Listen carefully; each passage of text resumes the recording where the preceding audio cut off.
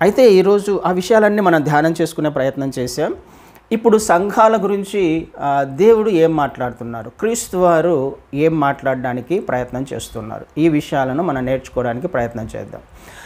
మనం చాలాసార్లు నేర్చుకున్నాం 7 సంఘాలు అని అంటే ప్రపంచంలో ఉన్న ప్రతి సంఘము కూడా అందులోకే వస్తుంది.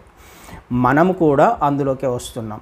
క్రీస్తు వారు ఒక సంఘంతో మాట్లాడుతున్నాడు అని అంటే నీతో నాతో మాట్లాడుతున్నాడు అని అర్థం కదా. మనం కూడా సంఘంలో ఒక భాగం కాబట్టి మనతోనే ఆయన మాట్లాడుతూ ఉన్నాడు. ఇక్కడ ఎఫెసు సంఘంతో మాట్లాడుతున్నాడు ఆయన. అయితే ఈ సంఘానికి ఉన్న లక్షణాలు ఒక్కసారి ఆలోచన చేసే ప్రయత్నం చేద్దాం.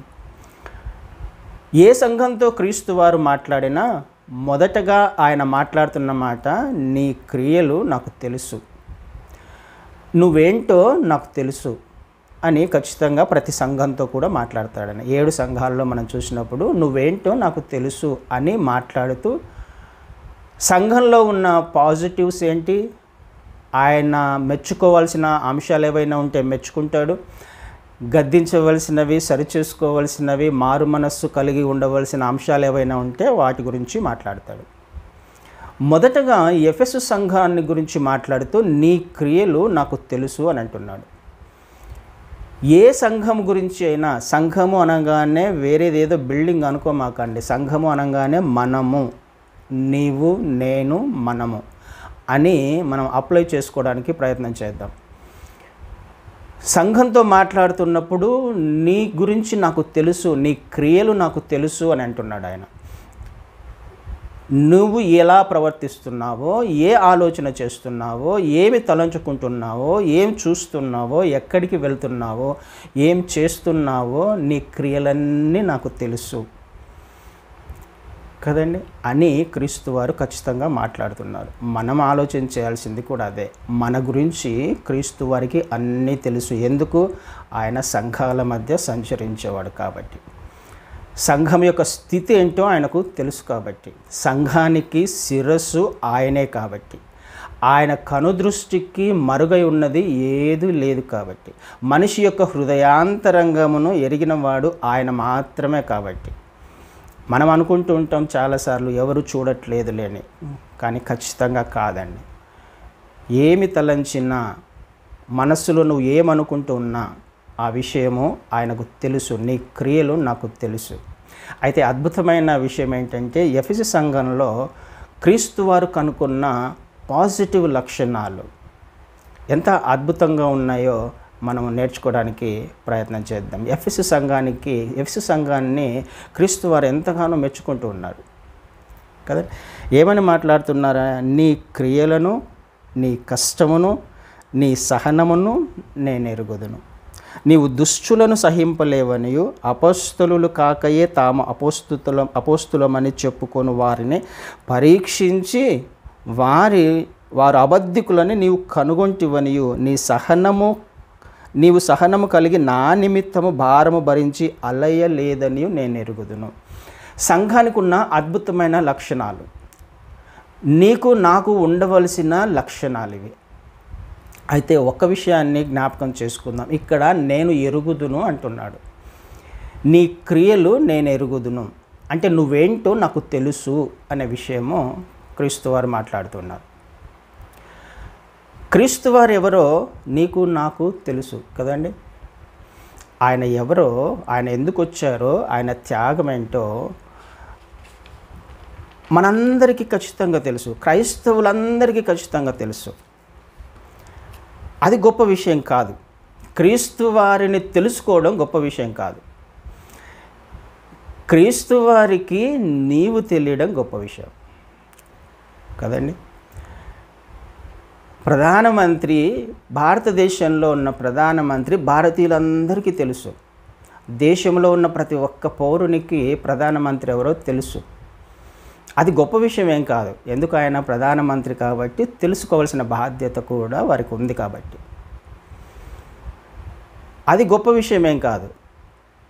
నాకు ప్రధానమంత్రి తెలుసు అని ఎవరన్నా అన్నారనుకోండి, రే నాకు తెలుసా ప్రధానమంత్రి నాకు తెలుసు కదా అని ఎవరన్నా అంటే, నీకు తెలియడం నాకు కూడా తెలుసు అని అంటాడు. అంటే అర్థం ఏంటి?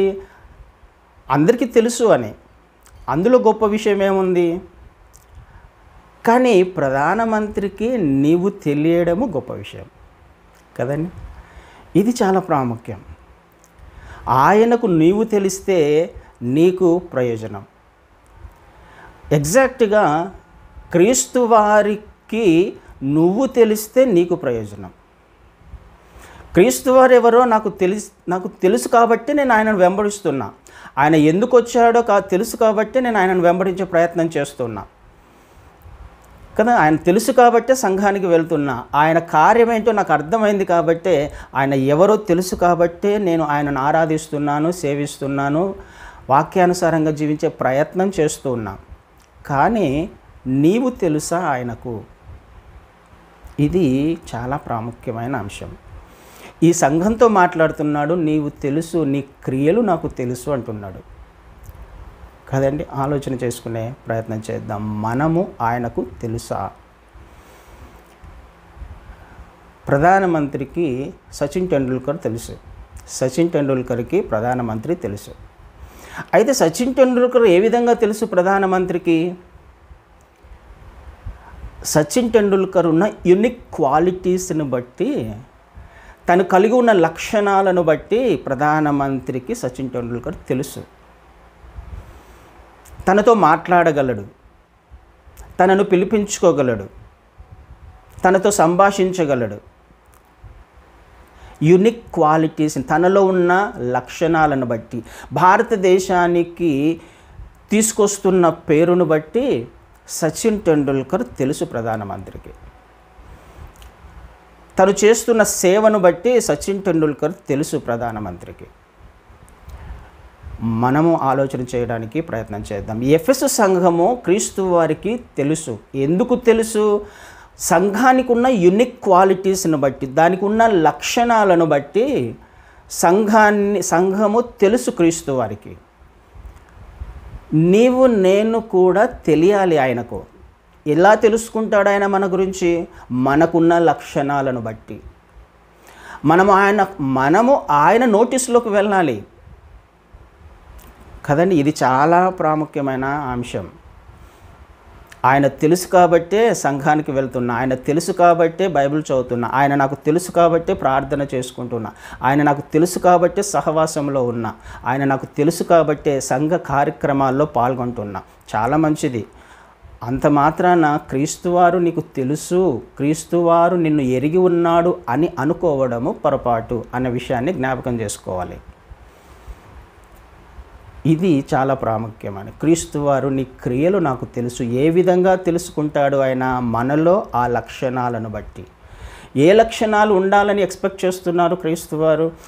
ఎఫెసు సంఘానికి ఉన్న ఏ లక్షణాలు అయితే ఉన్నాయో వాటిని మనం ఒకసారి జ్ఞాపకం చేసుకుంటే దానిని బట్టి క్రీస్తువారు ఎఫెసు సంఘాన్ని మెచ్చుకుంటూ ఉన్నారు.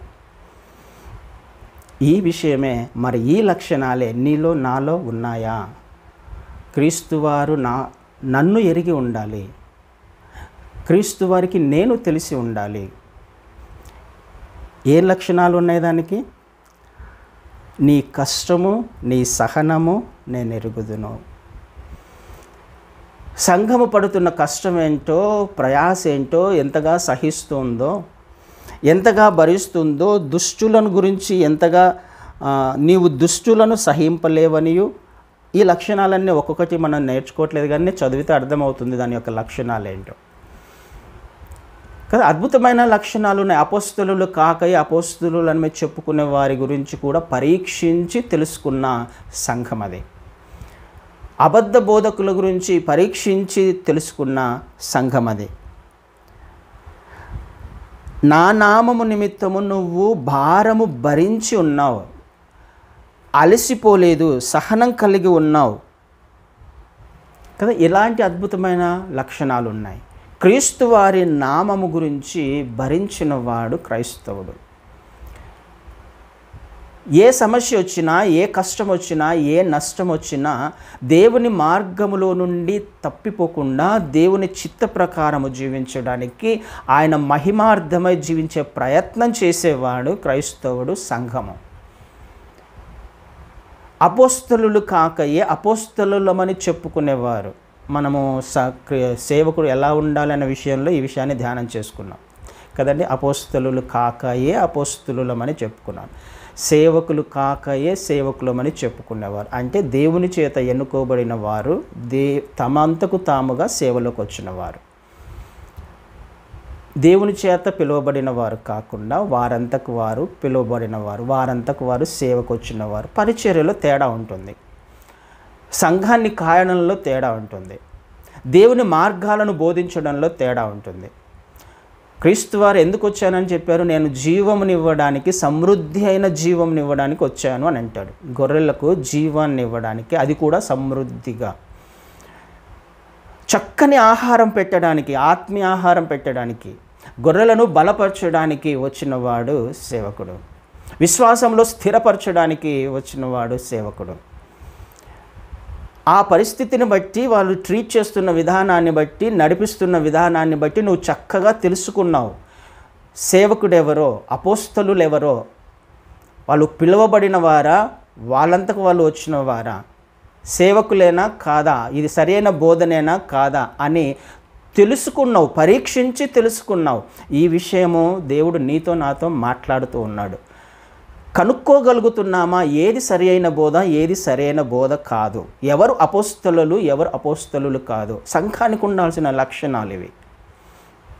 క్రీస్తు వారు ఎక్స్పెక్ట్ చేస్తున్నారు. ఎందుకు? చివరి దినాలలో, అంత్య దినాలలో రాంగ్ డాక్ట్రిన్స్ వస్తాయి, అబద్ధ బోధకులు వస్తారు. ఈ విషయం ఒకవేళ పొరపాటున మనము మిస్ అయ్యామా, ఆ ట్రాక్ తప్పిపోయి అదే నిజమని, అసత్యాన్ని సత్యము అని అనుకొని జీవించే ప్రయత్నం చేస్తూ ఉన్నామా, అందులోనే మనం స్థిరపరచబడినామనుకోండి, బయటికి రాలేని స్థితిలో ఉండిపోతాం.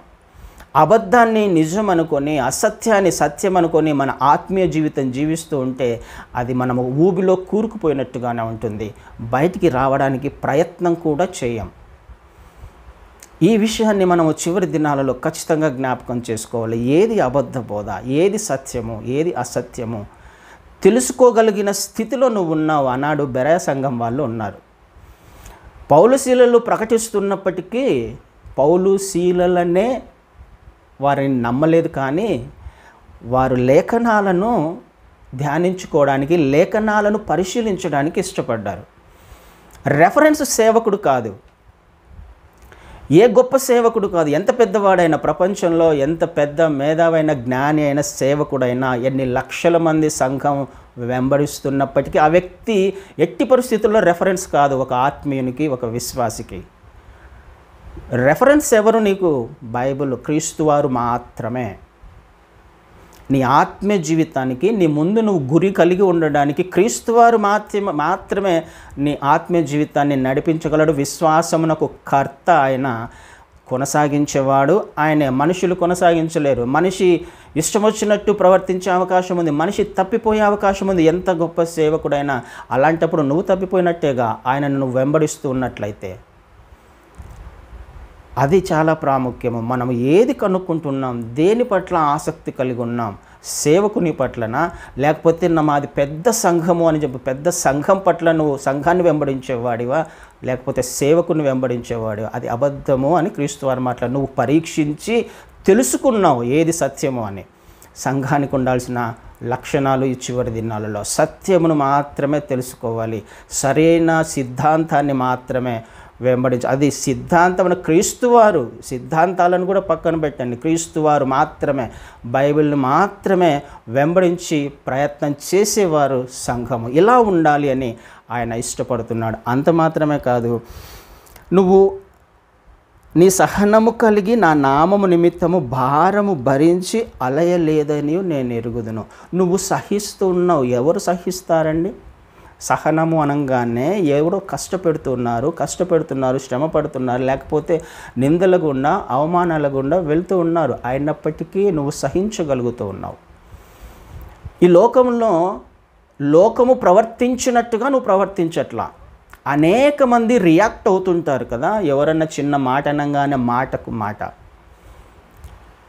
కదా. ఏదైనా ఒక కష్టం వచ్చినప్పుడు దేవుని చిత్తాన్ని విడిచిపెట్టుకోవడానికి కూడా ఇష్టపడేవాళ్ళు, దేవుని మార్గం నుండి తొలగిపోవడానికి కూడా ఇష్టపడేవాళ్ళు. నువ్వు సహిస్తూ ఉన్నావు.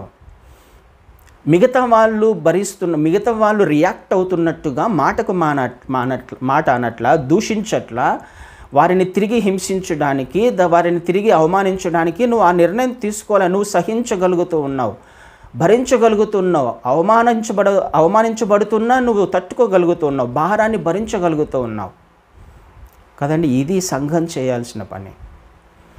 సంఘానికి ఉండాల్సిన లక్షణాలు అవి అక్కడ మనకి గలతీలకు రాసిన పత్రికలు కూడా ఒక మాట చూస్తాము. 6వ అధ్యాయంలో, గలతీలకు రాసిన పత్రిక 6వ అధ్యాయం 9వ వచనాన్ని చదువుతాను. మనము మేలు చేయుట యందు విసుకక, సిస్టర్ చదవండి.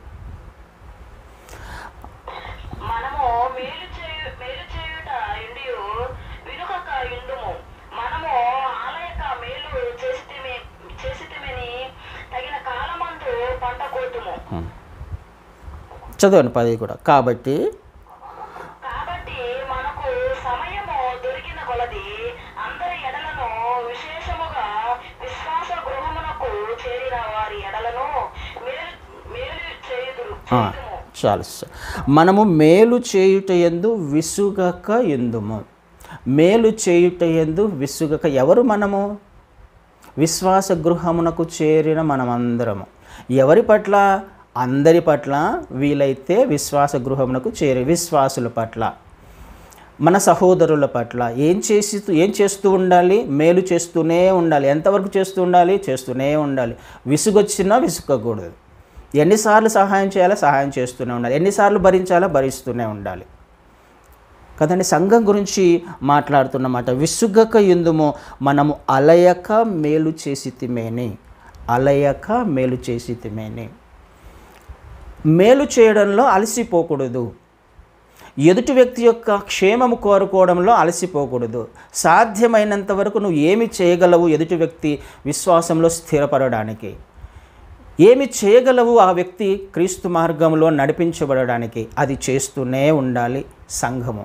సంఘానికి ఉన్న లక్షణాలు, ఎఫెసు సంఘానికి లక్షణాలు ఉన్నాయి కదా. నువ్వు అలసిపోలేదు, మేలు చేయడంలో అలసిపోలేదు, సహనం కలిగి ఉన్నావు, భారాన్ని భరిస్తూ ఉన్నావు. అద్భుతమైన లక్షణాలు ఉన్నాయి. నువ్వు కష్టపడుతున్నావు, నువ్వు ఎంతో శ్రమకు ఓర్చుకుంటూ ఉన్నావు, సరి అయిన బోధ ఏదో తెలుసుకోగలుగుతున్నావు. చాలా మంచిది అని క్రీస్తు వారు మెచ్చుకుంటున్నారు. ఏ విధంగా తెలుసు ఈ సంఘము క్రీస్తు వారికి? సంఘానికి ఉన్న లక్షణాలను బట్టి క్రీస్తు వారు ఎరిగి ఉన్నారు. సంఘానికి ఉన్న క్రియలను బట్టి ఆయన సంఘాన్ని తెలుసుకున్నాడు. మనము కూడా తెలిసి ఉండాలి మనకున్న లక్షణాలను బట్టి కదండి. అది ప్రాముఖ్యం. నాకు క్రీస్తువారు తెలియడము నాకు ప్రయోజనము, క్రీస్తు వారికి నువ్వు తెలియడము నీకు ప్రయోజనమే. ఆయనకేం ప్రయోజనమేం లేదు కదండి. ఆయనను మనం తెలుసుకోకపోయినా ఆయన సృష్టికర్తే. ఆయన స్థానము కానీ ఆయన మహిమ కానీ ఏమాత్రం తగ్గిపోదు. ఎందుకు నేను తెలుసుకోవాలి? నా కొరకే. ఆయన ఎందుకు నిన్ను తెలుసుకోవాలి? నీ కొరకే, నా కొరకే, మన కొరకే కదండి. ప్రధానమంత్రికి నేను ఎందుకు తెలియాలి? నాకు తెలిస్తే ఏంటి ప్రయోజనం? నాకే ప్రయోజనం కదండి. ఇది ఆలోచన చేయడానికి ప్రయత్నం చేద్దాం. నేను ఆయనకు తెలుసా? నీవు ఆయనకు తెలుసా? క్రియలను బట్టి, నీకున్న యూనిక్ క్వాలిటీస్ని బట్టి, నీకున్న లక్షణాలను బట్టి ఆయన నిన్ను తెలుసుకోవాలి. ఈ సంఘముకున్న లక్షణాలను బట్టి ఎఫెసు సంఘమును అద్భుతంగా మెచ్చుకుంటూ ఉన్నాడు. అంత మాత్రమే కాదు, చాలామంది క్రీస్తు వారికి లేకపోతే దేవునికి తెలియని వాళ్ళు కూడా ఉన్నారు. ఆ విషయం కూడా మనకు తెలుసు కదండి. ఎవరు ఆయనకు పాజిటివ్గా తెలిసిన సంఘం ఇది. అంత మాత్రమే కాదు, మనము కూడా మన ఆత్మీయతను బట్టి ఆయన మనల్ని తెలుసుకోవాలి. ఇంకొంతమంది ఉన్నారు. 1-2 వచనాలను చూసే ప్రయత్నం చేద్దాం. మత్తయి సువార్త 7వ అధ్యాయాన్ని ఒకసారి చూద్దాం. తెలిసిన విషయమే. 22వ వచనాన్ని చదువుతాను నేను. 21, 22 నేను చదువుతాను. ప్రభువా ప్రభువా అని నన్ను పిలుచు ప్రతి వాడును పరలోక రాజ్యంలో ప్రవేశింపుడు కానీ పరలోకమందున నా తండ్రి చిత్త ప్రకారము చేయువాడే ప్రవేశించును. ఆ దినమందు అనేకులు నన్ను చూసి ప్రభువా ప్రభువా మేము నీ నామమున ప్రవచింపలేదా, నీ నామమున దయ్యములను వెళ్ళగొట్టలేదా, నీ నామమున అనేకమైన అద్భుతములు చేయలేదా అని చెప్పుదురు. అప్పుడు నేను మిమ్మల్ని ఎన్నడూనూ ఎరుగను, అక్రమము చేయువారలారా నా యొద్ద నుండి పొండని వారితో చెప్పుదును. నేను మిమ్ములను ఎరుగను. ఏం మాట్లాడుతున్నానండి? అందరూ తెలుసా క్రీస్తు వారికి? ఎవరు వీళ్ళు? నీ నామమున దయ్యాలను వెళ్ళగొట్టిన వాళ్ళం కాదా? నీ నామమున ప్రవచించిన వారం కాదా? సంఘాలకు వస్తున్న వాళ్ళం కాదా? వాక్యాన్ని ధ్యానించుకుంటున్న వాళ్ళం కాదా? ప్రార్థన చేసుకుంటున్న వాళ్ళం కాదా? సంఘ కార్యక్రమాల్లో పాల్గొంటున్న వాళ్ళం కాదా? మీరెవరో నాకు తెలియదు, అయినప్పటికీ మీరెవరో నాకు తెలియదు అంటున్నాడు ఆయన. ఎందుకు తెలియదు వీళ్ళు? ఎఫెసు సంఘం ఎందుకు తెలుసు, వీళ్ళు ఎందుకు తెలియదు? అక్రమము చేయువారలారా మీరెవరో నాకు తెలియదు, నా వద్ద నుండి పొండి అంటున్నాడు. అక్రమము చేసేవాళ్ళుగా ఉన్నారు. ఏంటి అక్రమము? క్రమము కానిది. అంటే క్రీస్తు వారి మార్గంలో క్రీస్తు వారికి మహిమ తెచ్చే విధంగా కాకుండా తమకు మహిమ తెచ్చుకునే విధంగా ప్రవర్తిస్తున్న వాళ్ళు. ఎందుకు దయ్యాలు వెళ్ళగొట్టగలిగారు, ఎందుకు అద్భుతాలు చేయగలిగారు, ఎందుకు వారి యొక్క పరిచర్య ఎలా ఉందంటే వారి కొరకు అక్రమంగా చేస్తున్న వాళ్ళు. వారు దేవుని చిత్త ప్రకారం కాదు, ఆయన ఉద్దేశ ప్రకారం కాదు కదా. అందరూ పరలోక రాజ్యానికి వెళ్ళలేరు. అందరూ దేవుడికి తెలుసు అనుకోవడం పొరపాటు. మీరెవరో నాకు తెలియదు అంటున్నాడు ఆయన. ఎప్పుడు తెలియదు అని అంటాడు ఆయన? ఆయనకు ఏ లక్షణాలైతే మన పట్ల ఉండాలి అని ఆయన ఎక్స్పెక్ట్ చేస్తున్నాడో ఆ లక్షణాలు లేనప్పుడు కదండి. వాళ్ళు కూడా సేవకులే, వాళ్ళు కూడా విశ్వాసులే, కానీ మీరెవరో నాకు తెలీదు అని క్రీస్తు వారు మాట్లాడుతున్నారు. ఆయనకు మన క్రియలు ఖచ్చితంగా తెలుసు. ఆయన మనల్ని అంగీకరిస్తున్నాడా, అంగీకరించట్లేదా, తెలుసు అంటున్నాడా, తెలియదు అంటున్నాడా అనే విషయాన్నే మనం ఖచ్చితంగా జ్ఞాపకం చేసుకోవాలి. నా క్రియలు ఆయనకు ఖచ్చితంగా తెలుసు. తెలిసి ఉండడము మనకు క్షేమము కదండి, తెలిసి ఉండడం మనకు ప్రయోజనము. తెలిసేలా ఉండాల్సిన బాధ్యత నీది, నాది, మనది కదా. 25వ అధ్యాయంలో కూడా మనం చూస్తాం. మత్తయి సువార్త 25వ అధ్యాయంలో 11వ వచనాన్ని చదివితే, అంతటా తలుపు వేయబడెను. ఆ తర్వాత తక్కిన కన్యకలు వచ్చి అయ్యా అయ్యా మాకు తలుపు తీయమని అడిగా. అతడు మిమ్మల్ని ఎరుగనని మీతో నిశ్చయముగా చెప్పుచున్నాను. ఆ దినమైనను గడి అయినను మీకు తెలియదు కనుక మెలకువగా ఉండుడి. బుద్ధి లేని కన్యకల గురించి కూడా క్రీస్తు వారు మీరెవరో నాకు తెలియదు అంటున్నాడు. అంతవరకు ఉన్నారు కదా 10 మందితో పాటుగానే, వాళ్ళు కూడా కన్యకలే కదా. కన్యకలు అని అంటే ఈ లోకాన్ని ఎరుగని వారు, క్రీస్తు వారిని మాత్రమే వెంబడించే ప్రయత్నం చేస్తున్నవారు కదా, పరాయి పురుషుని ఎరుగని వారు, అంటే ఈ లోక వైపు చూడని వారు. అంత మాత్రాన క్రీస్తు వారు తెలుసు, క్రీస్తు వారికి తెలుసు అనుకోవడం కూడా పొరపాటే కదండి. కన్యకలు అంటే ఎవరో తెలుసు, ఇంతకుముందు చెప్పినట్టు గుర్తు నాకు కదండి. క్రీస్తు వారిని వెంబడిస్తున్న వాళ్ళే, విశ్వాసులే, ఆత్మీయంగా జీవించే ప్రయత్నం చేస్తున్న వాళ్ళే. కానీ మీరెవరో నాకు తెలియదు. ఎందుకు తెలియదు అన్నాడు ఆయన? మెలకువగా ఉండండి అంటున్నాడు. మెలకువగా లేరు. సిద్ధపాటు కలిగిన ఆత్మీయ జీవితం లేని వారిని క్రీస్తు వారు ఎరుగరు. ఎప్పటి వరకు? చివరి వరకు కూడా ఆయన ప్రయత్నం చేస్తూ, చివరి వరకు కూడా మన విశ్వాసాన్ని కాపాడుకుంటూనే ఉండాలి. చివరి వరకు కూడా మనము అంతము వరకు సహించిన వాడే రక్షించబడునని చూస్తాం కదా. అంతము వరకు నా ఆత్మీయ జీవితాన్ని కాపాడుకుంటూనే ఉండాలి. అంతవరకు ఉన్నారు. పెళ్ళికొడుకు వస్తున్నాడు, వచ్చేంతవరకు కూడా వాళ్ళందరూ పాపం వెయిట్ చేస్తూనే ఉన్నారు. కానీ ఆలస్యము చేయగా పెళ్ళికొడుకు ఆలస్యం చేస్తున్నాడు. నువ్వు ఎంతవరకు విశ్వాసంలో ఉంటున్నావు, ఎంతవరకు సరి చేసుకుంటున్నావు, ఎంతవరకు నీకు ఆయిల్ ఉంది, నీలో ఆయిల్ ఉంది, నీలో అభిషేకం ఉంది, నీలో ఆసక్తి ఉంది, నువ్వు ఎంతవరకు మెలకువగా ఉండగలవు, ఎంతవరకు నువ్వు సరి చేసుకుంటూ జీవించగలవు. ఈ సమయం నీకు ఇవ్వబడింది అని అంటే అక్కడ పెళ్లి కుమారుడు ఆలస్యము చేయగా అని రాయబడింది. అంటే ఆయననే ఆలస్యం చేస్తున్నాడు కావాలని, నిన్ను పరీక్షించడానికే. నీలో ఒక లోపం ఉంది, ఆ లోపం సరి చేయడానికి. నీలో ఒక మత్తు ఉంది, లేకపోతే అలక్ష్యం ఉంది, నిర్లక్ష్యం ఉంది వాక్యం పట్ల, దాని గురించి నీకు బయలుపరచబడడానికే. కదా, వాళ్ళు నిద్రపోతున్నారు. ఆ పోయే సమయంలో ఆయన వచ్చే అవకాశం ఉంది. అందుకనే మెలకువగా ఉన్న ఆత్మీయ జీవితాన్ని జీవించేవారు ఆయనకు తెలుసు, ఆయన తెలుసుకుంటాడు. మిగతా 5 మంది గురించి ఆయనకు తెలుసు, వాళ్ళను మాత్రమే ఆయన తీసుకుని వెళ్ళాడు. అందరూ తెలుసు అని అనుకోవడం పొరపాటు. ఆలోచన చేసే ప్రయత్నం చేద్దాం.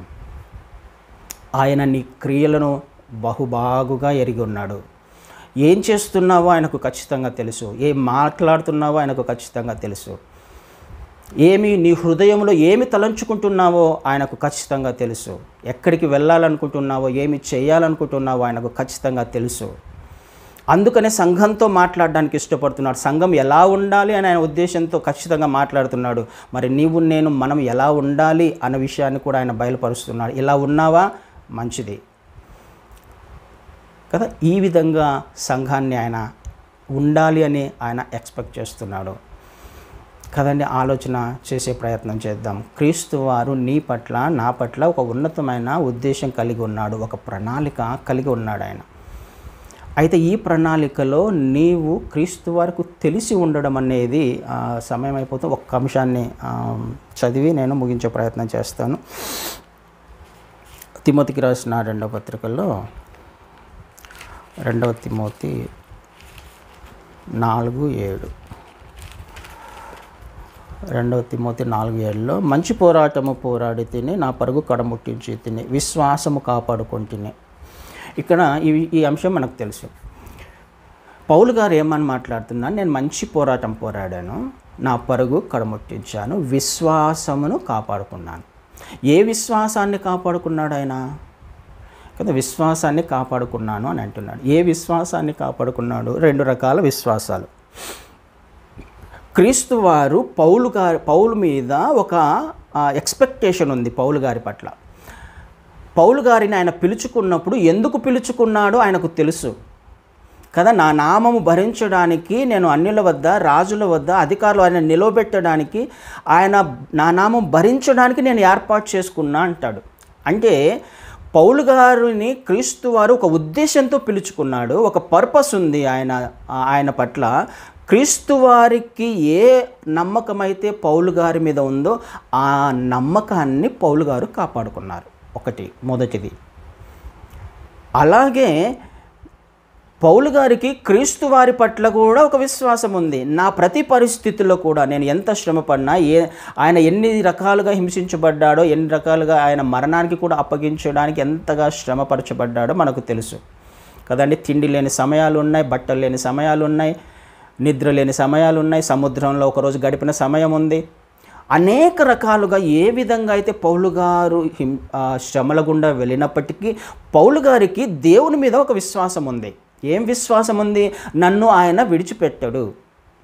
ఏ పరిస్థితులలో వెళ్ళినా ఆయన నన్ను విడిచిపెట్టాడు. ఆయన నా పట్ల ఒక ప్రణాళిక ఉంది, ఆయన నెరవేర్చగల సమర్థుడు. ఆయన మీద ఒక నమ్మకం, ఏ విశ్వాసం అయితే పౌలు గారు పెట్టుకున్నారో క్రీస్తు వారి మీద, ఆ విశ్వాసాన్ని కాపాడుకున్నాడు. పౌలు గారి మీద క్రీస్తు వారు పెట్టుకున్న విశ్వాసం ఒకటి, ఆ విశ్వాసాన్ని కాపాడుకున్నాడు. పౌలు గారు క్రీస్తు వారి మీద పెట్టుకున్న విశ్వాసం ఒకటి, ఆ విశ్వాసంలో కూడా ఆయన జీవించే ప్రయత్నం చేశాడు. ఏ పరిస్థితులైనా ఆయన మార్గాన్ని మాత్రం ఆయన విడిచిపెట్టలేదు.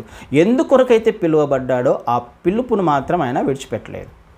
ఇది మనం చేయాల్సిన పని. నన్ను దేవుడు ఒక ఉద్దేశంతో పిలుచుకున్నాడు. ఒక నమ్మకం ఉంది ఆయనకు నీ మీద, నా మీద. ఈ విశ్వాసాన్ని నేను కాపాడుకోగలుగుతున్నామా? ఆయన వాగ్దానం చేశాడు, నిన్ను పిలిచాడు, ఆయన మాట్లాడాడు, ఆయన నిన్ను రక్షించుకున్నాడు. నీ మీద ఒక భరోసా లేకపోతే నీ మీద ఒక విశ్వాసం ఉంది ఆయనకి. మరి ఈ విశ్వాసం నీకు తెలుసా? ఆయన నీ పట్ల ఏం విశ్వాసం కలిగి ఉన్నాడో, లేకపోతే ఏ నమ్మకం కలిగి ఉన్నాడో, ఏ ప్రణాళిక కలిగి ఉన్నాడో, ఇది తెలుసుకొని జీవిస్తూ ఆయన మీద నువ్వు విశ్వాసం పెట్టుకొని నీ పరుగు కడముట్టించడానికి ఎవరైతే ప్రయత్నం చేస్తారో వారు ఆయనకు తెలుసు. అలా కాకుండా నాకు ఆయన తెలుసు అంతే, ఆయన మాత్రం నాకు తెలుసు, నేను వెళ్తున్నాను, వస్తున్నాను, పోతున్నాను, అది కుదరదు. ఆయనకు నువ్వు కూడా తెలియాలి కదండి. 5 తలాంతులు, 2 తలాంతులు, 1 తలాంతులు ఇచ్చేటప్పుడు ఎవరి సామర్థ్యము చొప్పున ఆయన వారికి ఇచ్చాను అనే మాట చూస్తాం. ఎవరి సామర్థ్యము చొప్పున వాళ్ళు ఆయనకు తెలుసు, వారి యొక్క సామర్థ్యం ఏంటో వాళ్ళకు తెలుసుకోగలిగాడు ఆయన. కాబట్టి నీకు కొన్ని తలాంతులు ఇవ్వడానికి ఇష్టపడుతున్నాడు, నీకు ఒక పని అప్పచెప్పడానికి ఇష్టపడుతున్నాడు, నీ మీద ఒక నమ్మకం పెట్టుకొని ఆయన ఒక పని అప్పచెప్పడానికి ఇష్టపడుతున్నాడు. మరి ఆ పనిని నువ్వు చేయగలిగావా? చేయగలిగాడు. 5, 10 చేశాడు, బలా నమ్మకమైన దాసుడు అన్నాడు. 2, 4 చేశాడు, బలా నమ్మకమైన దాసుడు. ఏ విశ్వాసాన్ని అయితే, ఏ సామర్థ్యాన్ని అయితే నీలో ఆయన గుర్తించగలిగాడో ఆ సామర్థ్యం చొప్పున నువ్వు దానిని కాపాడుకునే స్థితిలో ఉన్నప్పుడు నువ్వు ఆయనకు తెలుసు. ఆ ఒక తలాంతు ఇచ్చిన వ్యక్తి కూడా దేవుడు ఒక కనికరం చొప్పున ఆ ఒక తలాంతుని ఇచ్చాడు. ఆ వ్యక్తి సోమరి అని తెలుసు, అయినప్పటికీ ఒక అవకాశం ఇచ్చాడు, మార్చుకుంటాడేమోనని. దేవుడు నీకు కూడా మనకు కూడా ఈరోజు ఒక అవకాశం ఇస్తున్నాడేమో, అలక్ష్యంగా ఉన్నామేమో, ఆయన చిత్తం పట్ల, ఆయన మార్గం పట్ల, ఆయన ఉద్దేశాల పట్ల అలక్ష్యంగా ఉన్నామేమో, ఒక అవకాశం ఇస్తున్నాడు. మనం ఇంకా నిర్లక్ష్యంగా, సోమరులముగా, లేకపోతే ఆయన చిత్తము తెలుసుకొని వారుగా ప్రవర్తిస్తూ ఉన్నట్లయితే మీరెవరో నాకు తెలియదు అని అంటాడు ఆయన కదా. ఆ సోమరిని తీసివేసి చీకటి గదిలో పడేశారు. ఇది ఆలోచించేది. నీ క్రియలు నాకు తెలుసు, సంఘం గురించి ఆయనకు తెలుసు, నీ గురించి నా గురించి ఆయనకు తెలియాలి. ఆయన ఎవరో మనకు తెలుసు, కానీ ఆయనకు నువ్వు నేను తెలుసా లేదా అన్నది ప్రాముఖ్యం. అలాంటి వారే కుడి పక్కన ఉన్నవారు కదా, వాళ్ళను మాత్రమే ఆయన పరలోక రాజ్యంలోకి ఆహ్వానిస్తున్నారు. ఆలోచన చేద్దాం, ఎంతవరకు నువ్వు నేను మనము ఆయనకు తెలుసు, మనకున్న లక్షణాలను బట్టి మన ప్రతి విషయం ఆయనకు తెలుసు అనే విషయాన్ని జ్ఞాపకం చేసుకుందాం. భయముతో, వణుకుతో సంఘము పట్ల ఆయన ఏ ప్రణాళిక కలిగి ఉన్నాడో ఆ ప్రణాళిక చొప్పున జీవించే ప్రయత్నం చేద్దాం. అట్టి కృప దేవుడు మనందరికీ అనుగ్రహించును గాక. ఆమేన్.